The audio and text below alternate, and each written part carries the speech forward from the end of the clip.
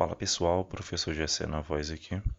Vamos trabalhar essa questão de estequiometria da PUC em Minas Gerais, que fala o seguinte: na metalurgia do zinco, uma das etapas é a reação do óxido de zinco com o monóxido de carbono, produzindo zinco elementar e dióxido de carbono, segundo a equação. Então, esse texto que ele deu de início está representado aqui na equação. Tá? Nós temos aqui o óxido de zinco e aqui no produto a gente tem o zinco elementar, que é o zinco sólido, certinho?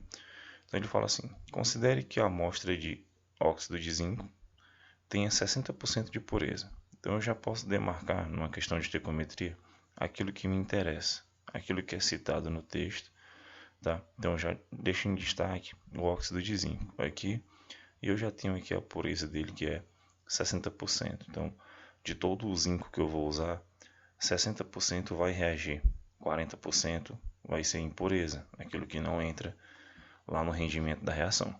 Seguindo, nessas condições, para cada mol de zinco produzido, né, quando ele fala produzido, eu já olho para o produto, já vou dar destaque aqui para o zinco sólido. Tá? Então são as duas espécies que eu vou ter que ter mais atenção para fazer minha relação estequiométrica. Ele quer saber, para cada mol de zinco, a massa de óxido de zinco impuro utilizado, né? Esse óxido de zinco que a gente está utilizando aqui na equação, que foi utilizado, que é utilizado nesse processo, ele é impuro, né? Justamente porque ele não tem 100% de pureza, ele tem apenas 60% de pureza. Então ele quer saber que para cada mol, quanto é esse cara que eu vou ter que usar para produzir, né, um mol de zinco puro. Primeira coisa que a gente vai fazer, né, para poder encontrar essa quantidade correta de óxido de zinco impuro, é fazer o balanceamento. A gente pode perceber que eu tenho apenas um zinco aqui antes da setinha, né, no reagente.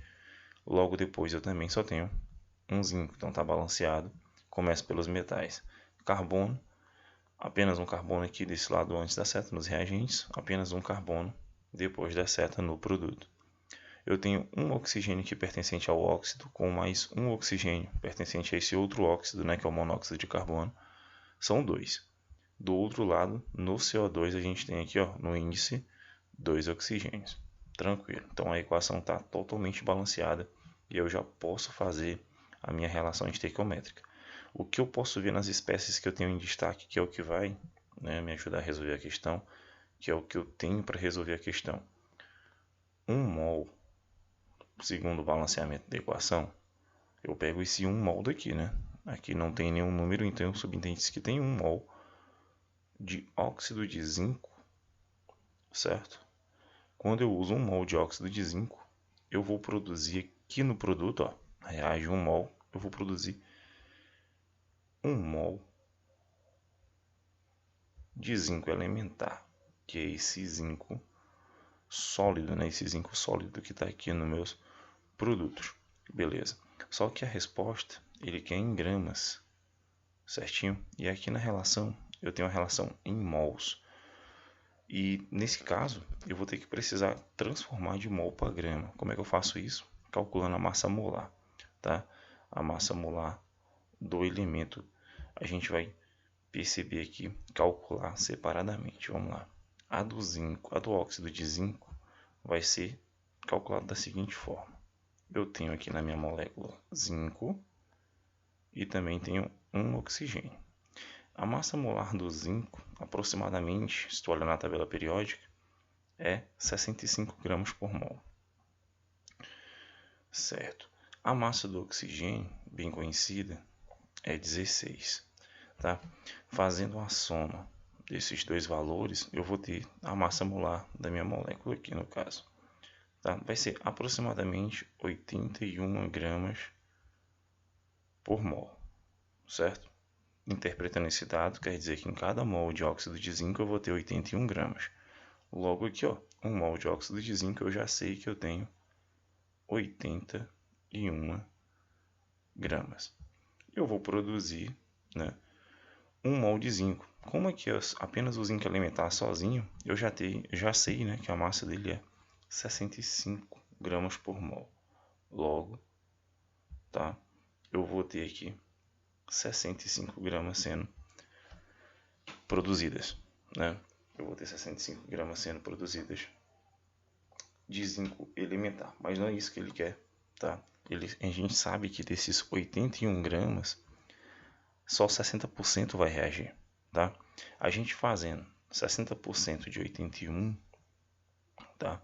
60% dessas 81 gramas, de 81 gramas, né? Você pode multiplicar 81 gramas por 0,6, né? Pode multiplicar por 100, por 60 e depois dividir por 100, vai dar igual. É um cálculozinho de porcentagem bem simples, né? Eu vou até colocar aqui para quem tem dificuldade. Você pode multiplicar 81 vezes 0,6. Isso daí vai dar 48, se não me engano, 48,6. Né? Vocês podem confirmar depois. 48,6 gramas. O que eu entendo desse valor aqui que eu encontrei? Tá? Tem até uma resposta próxima, né? Letra D. Muitas pessoas poderiam ter se enganado. Mas esse 48,6 me diz que 81 gramas, né, não vão reagir totalmente. Apenas 48,6, que é a minha pureza. O restante que sobra dos 81 gramas é simplesmente impureza. Mas não é isso que ele quer. Na questão ele quer para cada mol de zinco produzido, aqui ó, 1 mol a 65 gramas, a massa de óxido de zinco impuro utilizado em gramas, né? Então não vai ser 48,6, né? Porque 48,6 vai produzir uma quantidade menor do que 1 mol de zinco, né? Para produzir 65 gramas, que é 1 mol de zinco, eu tenho que ter 81 gramas de óxido de zinco. Então, o que eu posso perceber? Como é que eu posso fazer esse cálculo? Né? Eu sei que 81, né? 81 gramas. Opa, deixa eu só apagar aqui rapidão, para ficar bem organizado para gente.